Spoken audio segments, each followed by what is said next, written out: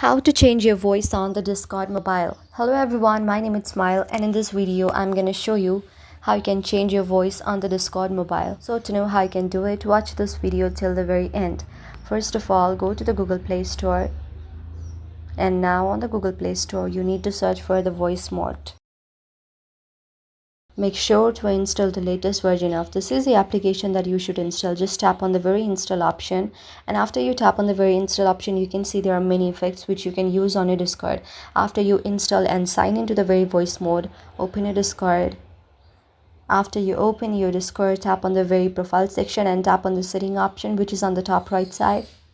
Scroll a little bit down. Here you will see the voice option. Now what you need to do is on the input mode you need to add the voice mode and the headset on the output. So just like that you can change your voice on the Discord if you do it. So just follow the steps and see if it works or not. I hope you like the video, and if you like the video then please do hit the thumbs up and subscribe button, and also comment in the comment section below. Thank you for watching.